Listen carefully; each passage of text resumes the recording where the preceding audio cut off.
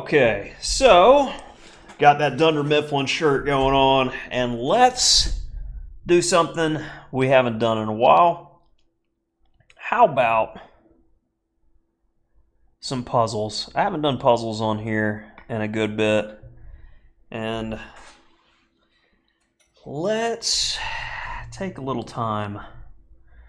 And 2107, let's see if we can't excuse me, the bad tactics in my system. Got to get it out. Let's see if we can't get this to 2200, as we've got a game between a 2500 and a 2400. Interesting.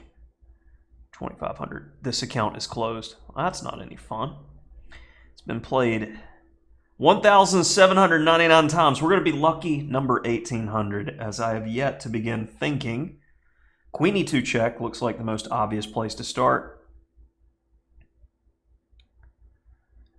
But if queen e2, queen f2, and I don't think we should be trading with two outside passers.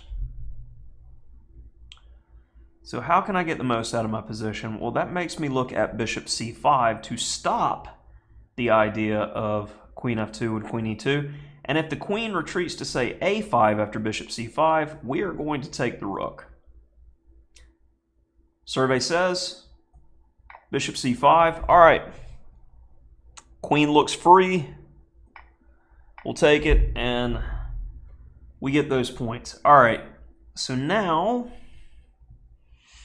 looks like utter devastation if it was black's move again, and he was able to play knight f4.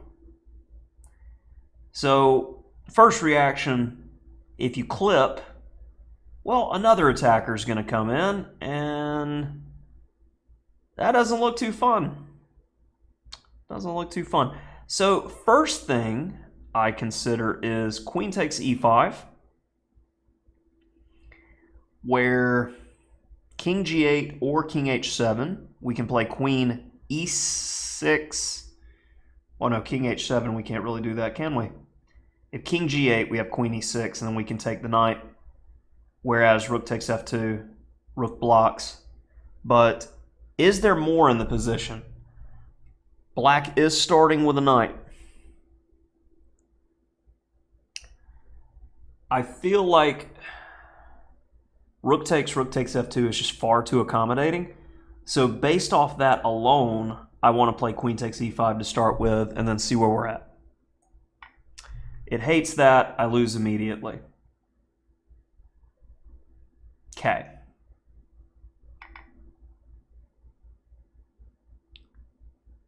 And I guess the point is I'll be taking... Oh. Yeah, completely missed king g3. Fair enough. Okay.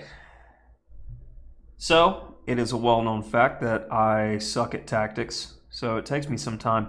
This type of position, though,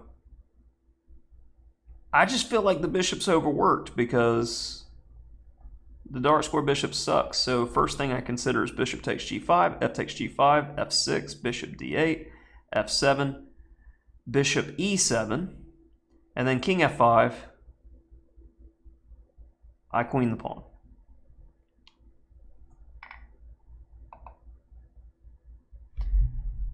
And the question is, should I go king first? I think pawn. Yeah. Okay. Kind of ridiculous, but whatever.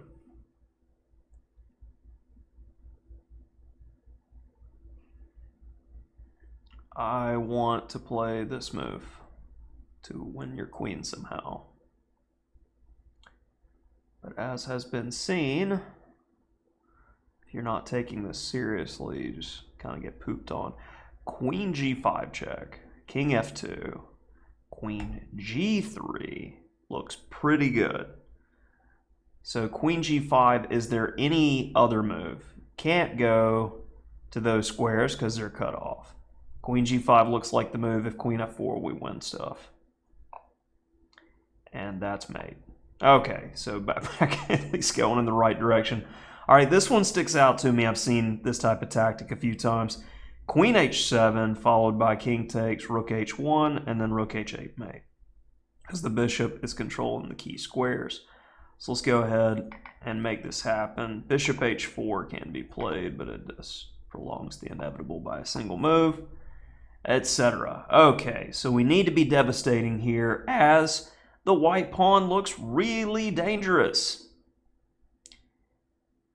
And the question is, can we just mate them? Maters, if you will. Okay, that looks very painful. Something to keep in mind that we probably want to be forcing with this, otherwise get pooped on. All right, first reaction. It needs to be a check. If we check with the rook, he runs. I don't like run. So b4. That leads to king b2. Then knight d3. King b3, rook c3, king a4, rook a3. Looks like mate. So now do it without the arrows, because you don't get arrows in a real game, and that's cheating. That's for the viewer, not for me. b4, only move, king b2. Knight d3, if king a1, rook c1 mate. If king b1, rook c1 mate. So back to the beginning, b4. King b2, knight d3, king b3. Rook c3. The knight protects the b pawn. King a4, rook a3.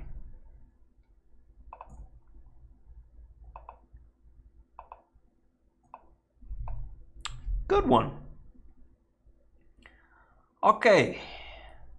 King looks like he's in a tight spot. I don't see a lot of coordination. First reaction is to sack the rook. After king takes, I'm going to go bishop c3, where bishop f6 is met by queen g5. He moves the king. I take, and I'm threatening mate in a lot of ways. All right. And if rook takes king h8, I've got queen h5 forcing him to take, followed by bishop c3. That's different, though, because he can block with f6. The queen pins the f pawn. Rook takes, king takes, bishop, check, f6. Whoa, now that makes the whole theory change when I start seeing that the f pawn can just move. I don't like that, which makes me want to just go with a more natural-looking bishop c3, because we're threatening the gusto on g7. Bishop c3, what is he going to do? Rook e8, rook takes g7. And if king f8,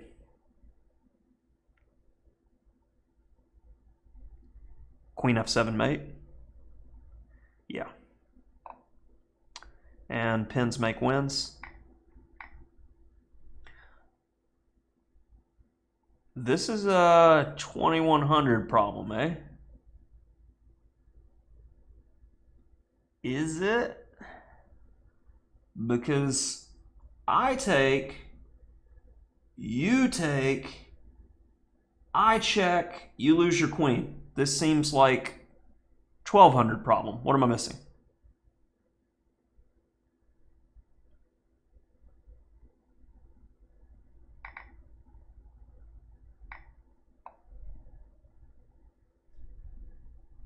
Okay. If you say so. All right, so trading business, rook takes, pawn takes, queen b5, hitting the queen.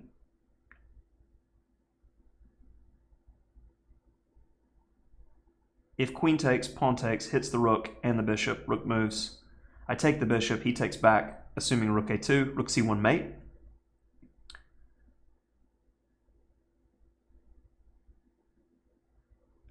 Rook takes, pawn takes. Queen b5. What if he just goes something like queen d2? Rook takes c5, d takes c5, queen b5, queen d2.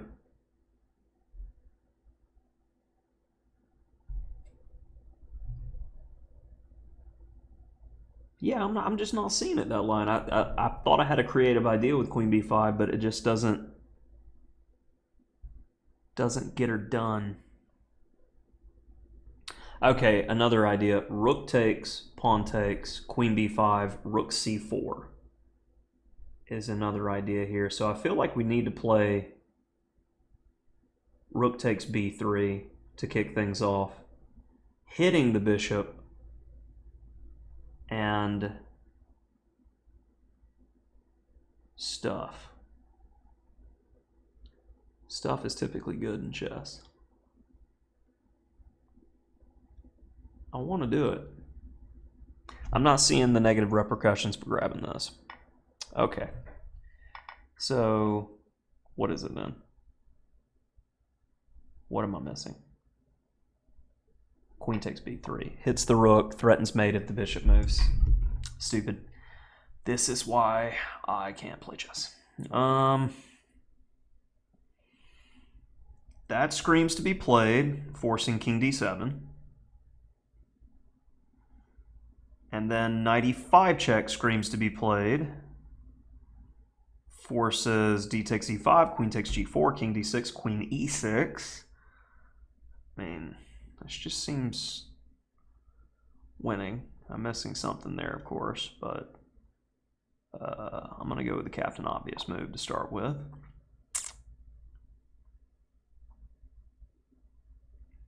Want that. So let's go ahead and do that. Okay. Outside passers typically win games in king and pawn endgames. So g4 is first reaction. And while the king is worrying about my outside passer, I'm going to be able to grab his, and I'm faster to get to the base pawn, creating passers. So if I don't play g4, it seems like he can play f5 or something. And yeah, talk myself into it.